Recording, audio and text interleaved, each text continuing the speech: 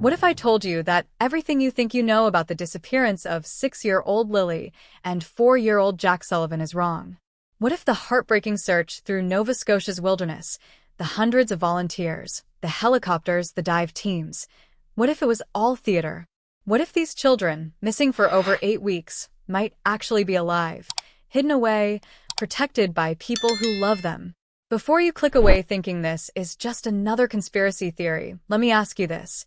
Why would nearly everyone connected to this case, from family members to investigators, consistently believe these children are still breathing? Why would seasoned investigators focus on family members instead of predators? And why would the RCMP refuse to call this an abduction? If you're ready to question everything you thought you knew about missing children cases, hit that subscribe button now because what you're about to hear will change how you see this entire investigation. The morning of May 2nd, 2025, started like any other in the small community of Lansdowne Station, Nova Scotia. But by 10 a.m., it would become the beginning of one of the most perplexing missing children cases in recent Canadian history. 6-year-old Lily Sullivan and her 4-year-old brother Jack vanished from their home, sparking a massive search operation that would ultimately raise more questions than answers. But here's what makes this case different from every other missing children story you've heard. Despite weeks of searching, despite contradictory statements, despite family drama and suspicious behavior, one thing remains constant across nearly every account: the unshakable belief that these children are still alive. This isn't the desperate hope of grieving relatives. This isn't wishful thinking. This is the calculated assessment of people who know something the public doesn't. And as we dig deeper into this case, you'll begin to understand why. The official narrative seemed straightforward enough. Lily and Jack Sullivan were staying with their mother, Malaya Brooks Murray, and her partner Daniel Martel in a rural area outside Halifax. On that May morning, according to initial reports, the children simply wandered off into the dense wilderness surrounding their home. A tragic accident. A terrible mistake. The kind of story that breaks hearts but makes sense. But within hours, cracks began to appear in this narrative. The search, while impressive on paper with over 100 personnel deployed, seemed strangely limited in scope. Observers noted that search teams barely penetrated the dense forest, focusing primarily on well-traveled paths and roadways. For a case involving 2 young children lost in dangerous terrain, the urgency felt performative. Then came the delays. The vulnerable person alert, supposedly issued on May 2nd, didn't reach residents until late afternoon on May 3rd, a full day and a half later. In missing children cases, every minute counts. This delay alone should have been a red flag that something wasn't right. But perhaps most telling was what investigators weren't saying. Despite the lack of evidence supporting the lost in the woods theory, despite the absence of any credible sightings or physical evidence, the RCMP refused to classify this as an abduction. They wouldn't use the word kidnapping. They wouldn't issue an Amber Alert. Instead, they maintained their focus on the family itself. And this is where our story really begins, not with children lost in the wilderness, but with a family torn apart by trauma, fear, and a system that has historically failed Indigenous communities. Because Malaya Brooks Murray isn't just any mother. She's a member of the Sipekne'katik First Nation, carrying the weight of generational trauma and a very specific, very rational fear of losing her children to the state. The evidence we're about to examine suggests that what happened to Lily and Jack wasn't random. It wasn't an accident. It was a calculated decision made by someone who believed they were protecting these children from a fate worse than disappearance. And if that's true, if these children were hidden rather than harmed, then we're not looking at a tragedy. We're looking at a desperate act of love. But first, we need to understand the theory that's been whispered about since day one, the possibility that's been ignored by mainstream media but pursued relentlessly by those closest to the case. We need to talk about the reserves. Stay with me, because what you're about to hear will challenge everything you think you know about this case. The truth, as they say, is stranger than fiction. But in this case, the truth might also be the thing that brings these children home. From the very first day Lily and Jack Sullivan went missing, one man has been sharing a theory that law enforcement seems determined to ignore. Darren Getz, a family-connected source who has provided crucial insights throughout this investigation, has repeatedly suggested something that makes perfect sense to anyone familiar with Indigenous communities, but something that makes law enforcement incredibly uncomfortable. The children, he believes, were taken to a First Nations reserve. Now, before you dismiss this as speculation, consider this. These ideas weren't just wild theories that emerged weeks into the investigation. They began circulating almost immediately after the disappearance, shared by people who understand both the family dynamics and the unique protection that reserve communities can offer. But here's what's deeply disturbing about this theory. If Darren is right, it means law enforcement has known where to look from day one, and they've chosen not to look there. Think about it logically. You're a mother facing a CPS investigation. You're Indigenous, carrying the trauma of the 60s scoop in your DNA.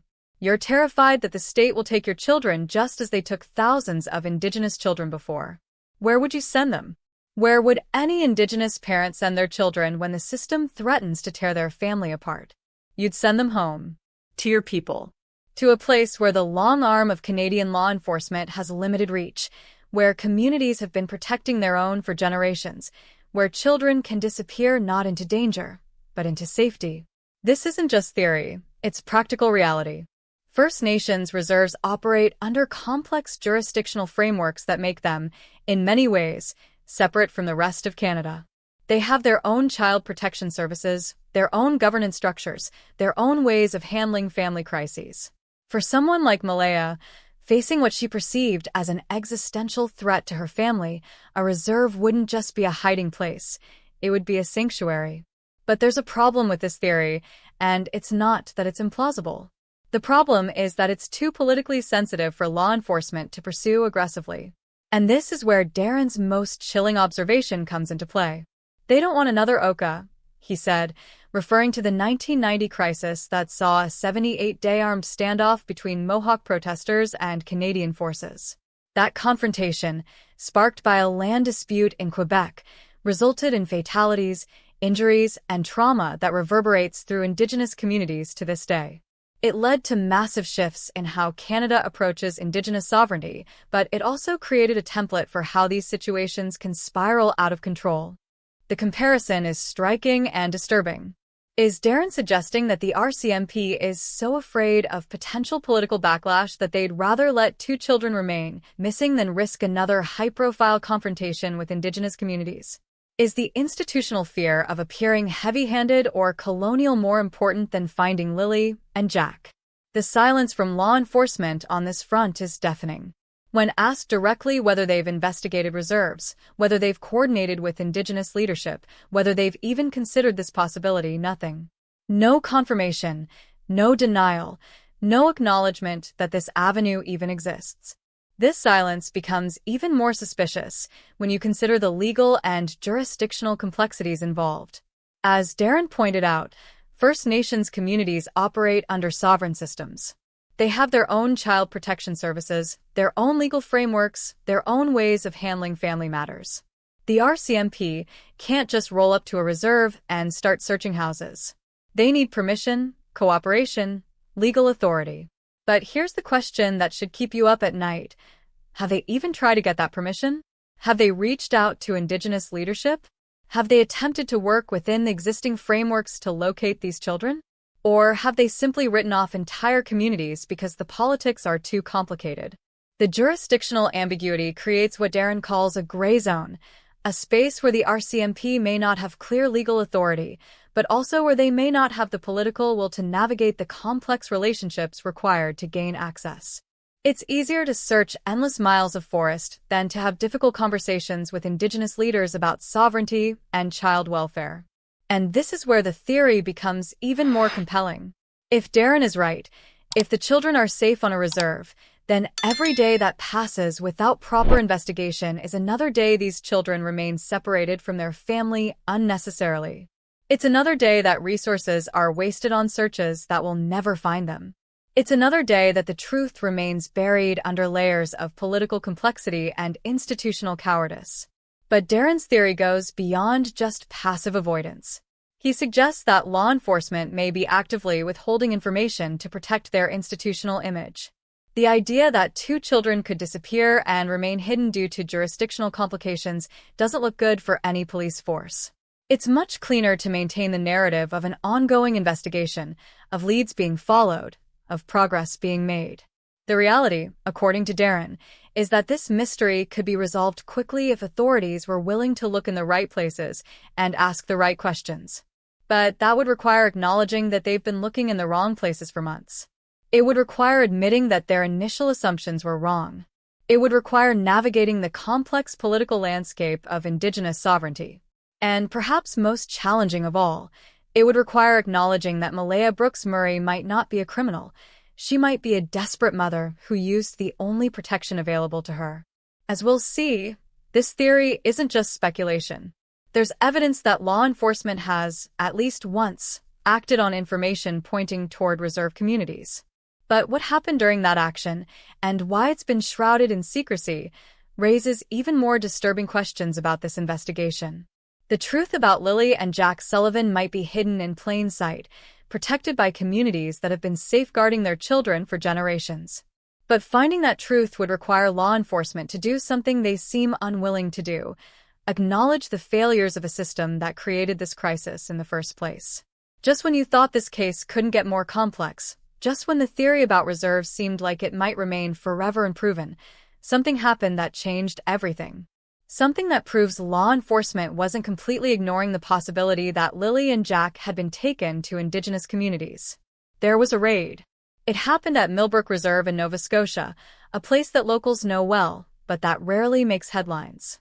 According to Darren Getz, who has been our most consistent source throughout this investigation, the RCMP stormed the reserve at exactly 4:24 in the morning. That timing wasn't random, it was calculated, designed to catch people off guard, vulnerable, still sleeping.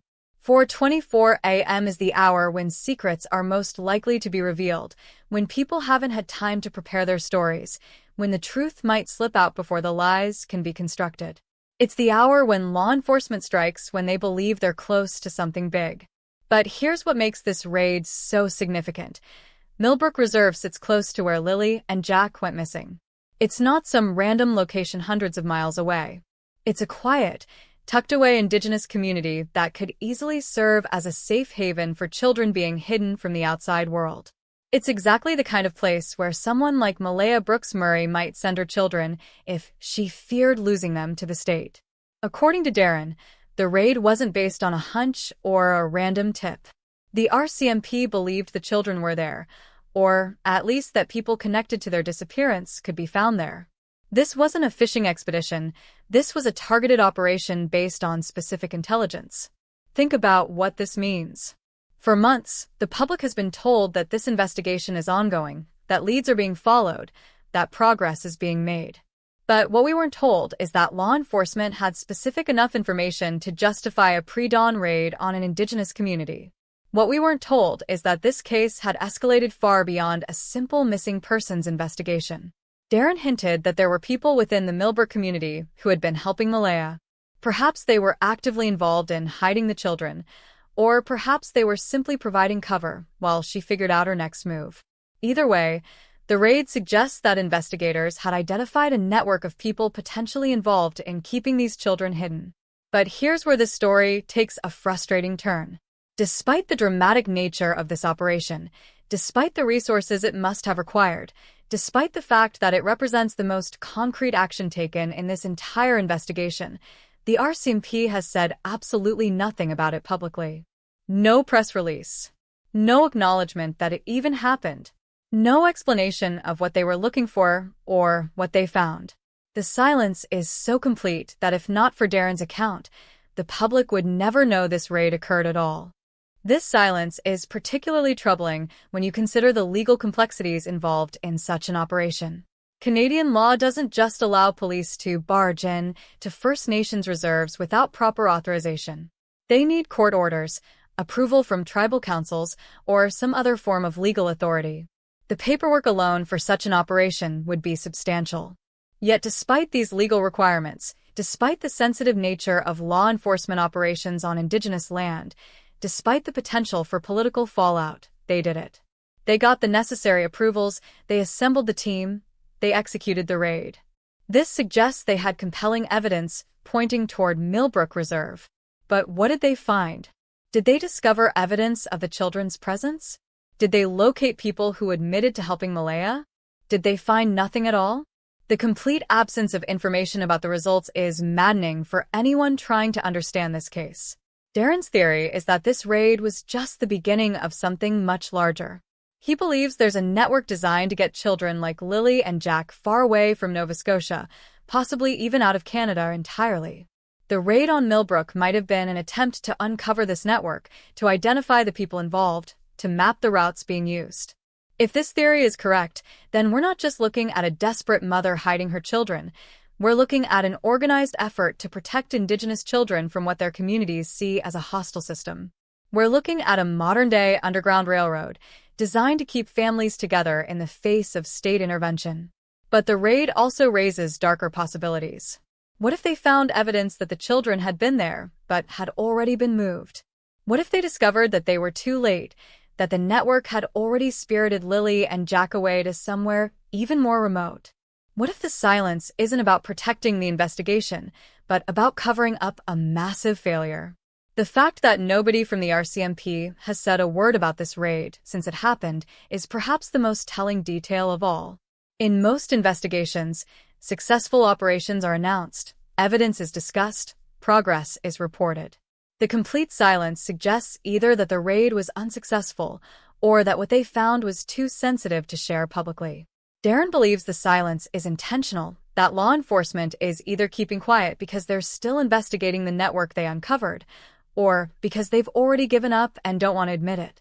Either way, the lack of transparency leaves the public in the dark about what might be the most significant development in this entire case.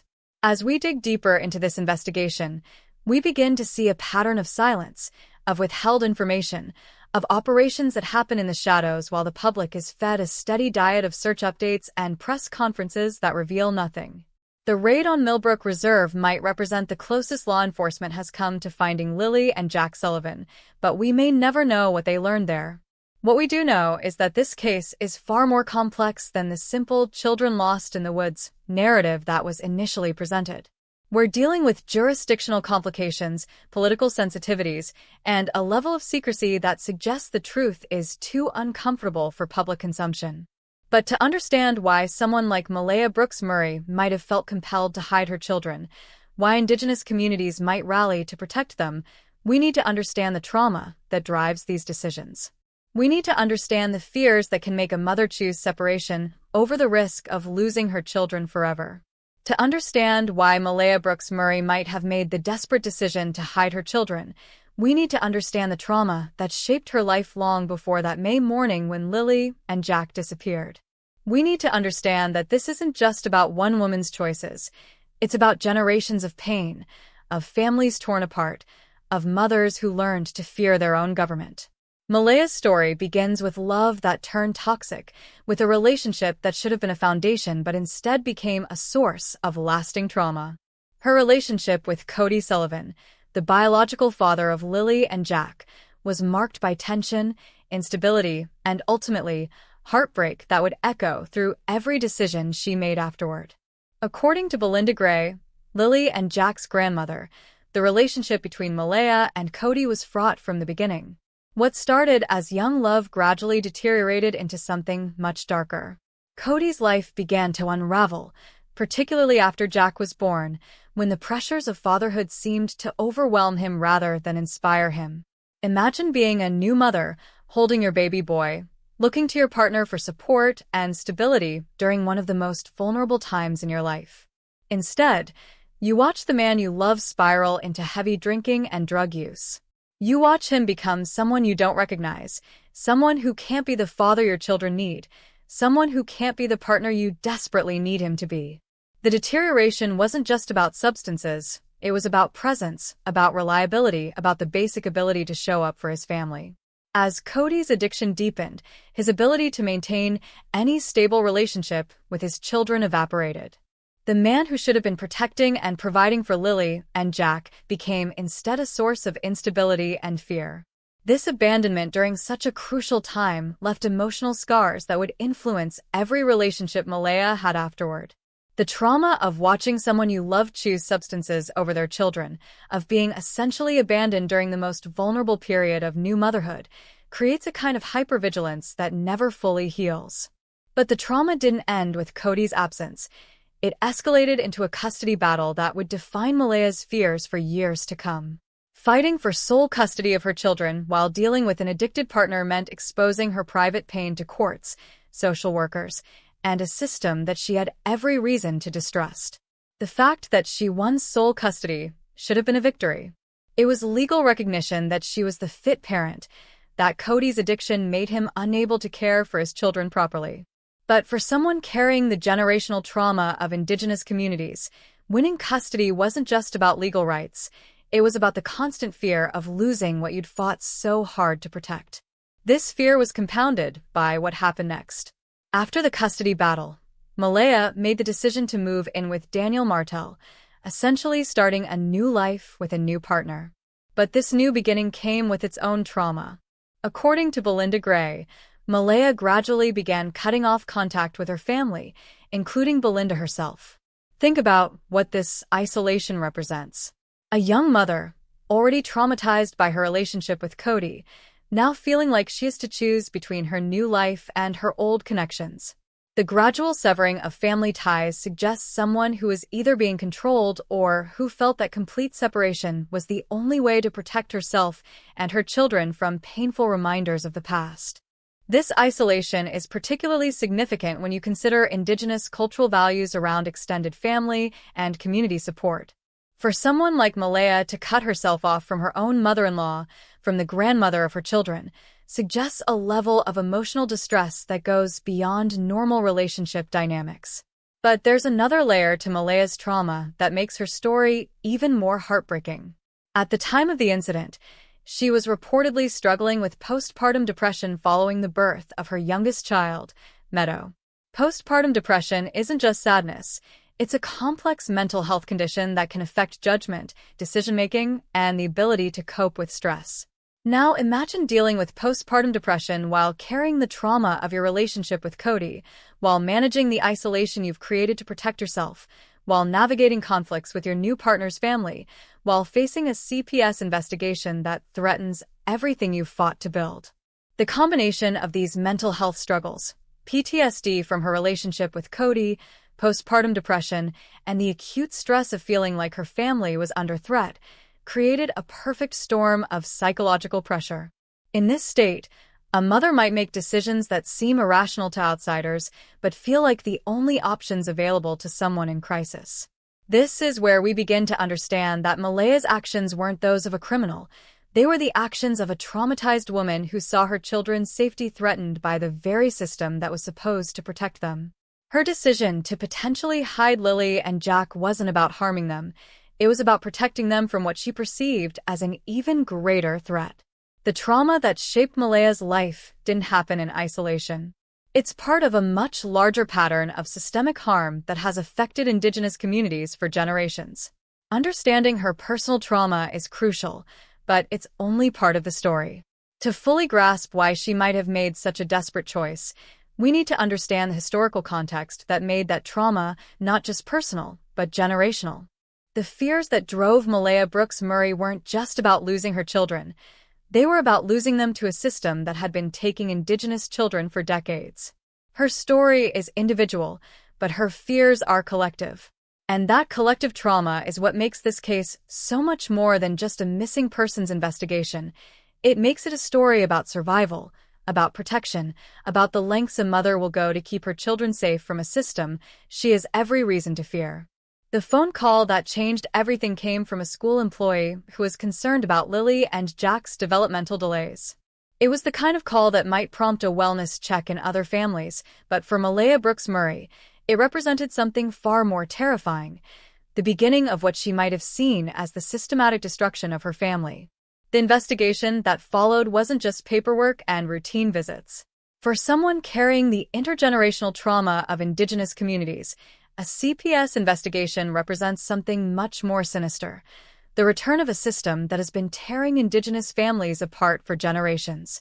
To understand Malaya's fear, you need to understand the 60s scoop, a period from the 1950s to the 1980s when thousands of Indigenous children were forcibly removed from their families by child welfare agencies.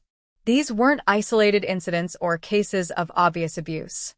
These were systematic removals based on cultural misunderstanding, racism, and a paternalistic belief that Indigenous families were inherently unfit to raise their own children. Children were taken from loving families and placed in non-Indigenous homes where they were forbidden to speak their languages, practice their customs, or maintain connections to their communities. The stated goal was assimilation, but the reality was cultural genocide, the deliberate destruction of Indigenous identity, one child at a time. For Malaya, a member of the Saipekankatik First Nation, this history wasn't just something she learned about in school. It was part of her lived experience, part of the stories passed down through her community, part of the collective trauma that shaped how Indigenous people view any government intervention in their families. When that school employee called about Lily and Jack's developmental delays, Malaya didn't just hear concern. She heard the first note of a familiar song, the beginning of a process that had devastated Indigenous families for decades. The CPS investigation that followed would have felt like history repeating itself, like the return of a system that had never truly acknowledged the harm it had caused. But this fear wasn't just historical, it was deeply personal. Malaya's own relationship with Cody Sullivan had already put her through the trauma of a custody battle, of having to prove her fitness as a parent, of having her private life scrutinized by courts and social workers. She had won that battle, securing sole custody of her children, but the victory came at a cost. The psychological impact of having to fight for your own children, of having to prove that you deserve to keep them, creates a kind of hypervigilance that never fully disappears. Every interaction with authority figures becomes potentially threatening. Every assessment or investigation feels like an attack on your fundamental right to parent your children.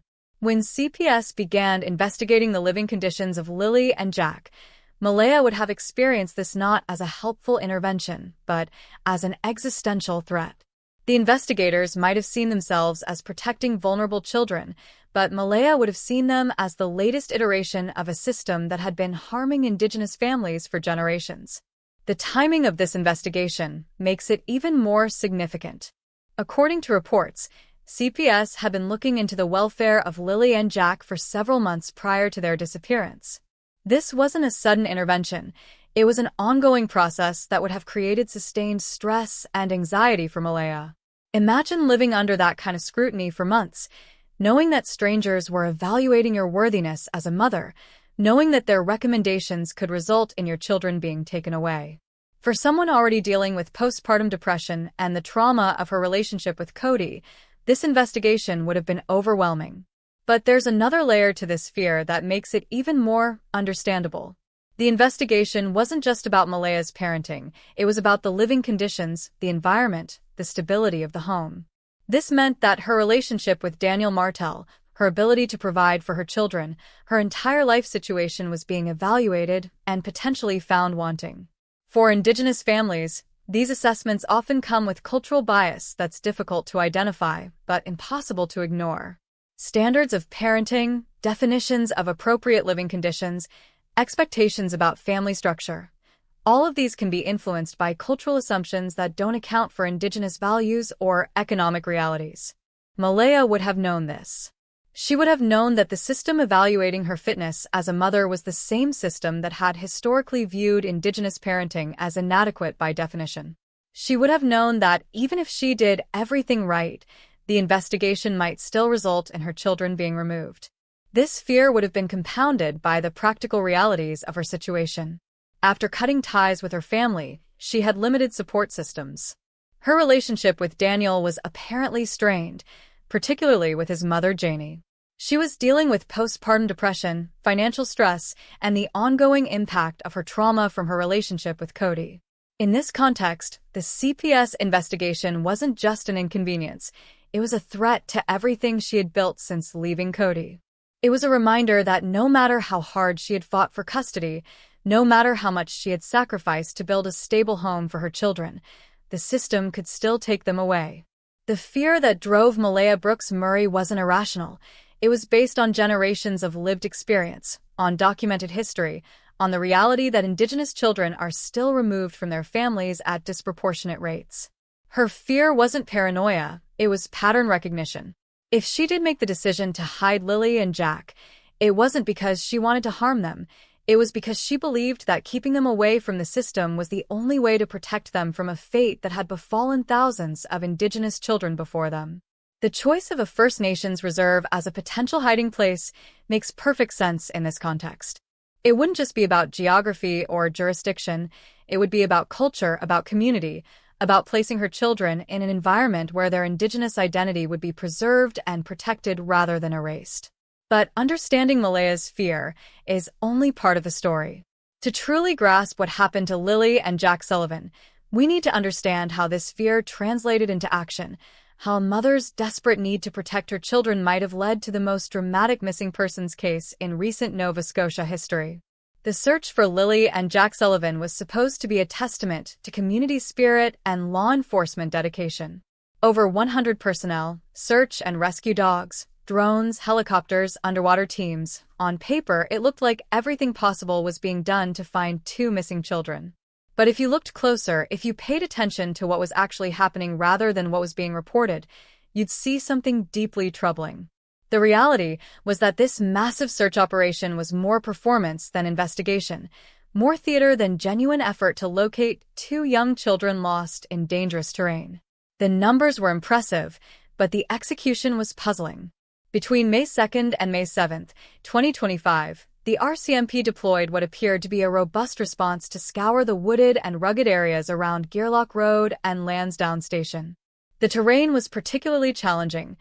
5.5 kilometers of dense forest, swamp, and steep hills, all still scarred by Hurricane Fiona in 2022. But observers who actually ventured into the search area noticed something disturbing. The search teams barely penetrated deep into the forest. Markings and ribbons tied to trees, presumably by search crews, were visible only along well-used paths and near roads. Those who went deeper into the woods, including concerned citizens volunteering their time, reported no signs of thorough searching. Think about what this means. Two young children, aged 4 and 6, were supposedly lost in some of the most dangerous terrain in Nova Scotia. The window for survival in such conditions is measured in hours, not days. Yet the search teams responsible for finding them seem to be conducting a perfunctory sweep rather than the desperate, thorough search such a situation would demand. This discrepancy between the impressive numbers and the limited scope of actual searching sparked the first major doubts about the sincerity of the investigation. It began to look less like a genuine search and more like a public relations exercise designed to show that law enforcement was taking the situation seriously. By May 7th, just 5 days after the children were reported missing, the RCMP announced they were scaling back the operation.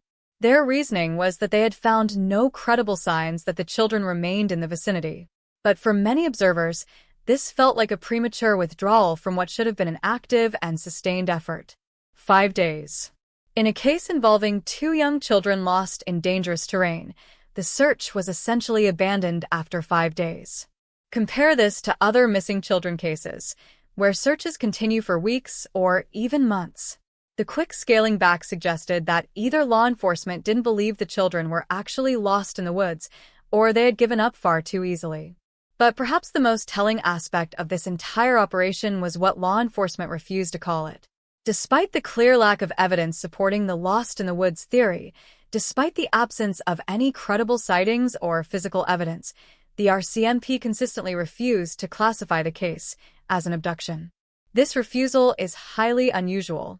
In most cases where children disappear without a trace, where there's no evidence of them simply wandering off, law enforcement quickly shifts to treating it as a potential kidnapping.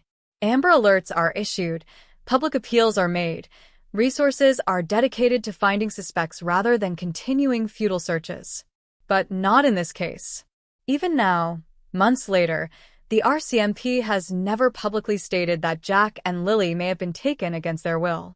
This suggests something that should disturb anyone following this case. Law enforcement believed from the beginning that they knew what happened to these children, and it wasn't a random abduction.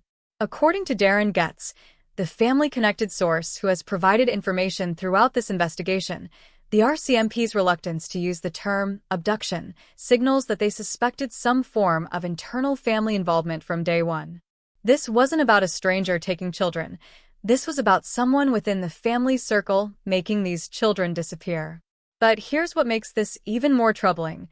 If law enforcement suspected family involvement from the beginning, why conduct the elaborate search operation at all? Why deploy hundreds of personnel to search terrain you don't believe contains the missing children? Why continue the charade of a search and rescue operation when you're really conducting a criminal investigation? The answer might be found in the complete breakdown of communication that characterized this case. Unlike other high-profile missing children cases, there were no regular press conferences, no consistent updates, no public sharing of new leads or search areas. The silence was so complete that it often seemed like the investigation had been abandoned entirely. This lack of transparency did more than just frustrate the public. It created a vacuum that allowed rumors and theories to flourish. When official sources won't provide information, people fill the gaps with speculation. And in this case, that speculation was pointing in directions that law enforcement seemed desperate to avoid.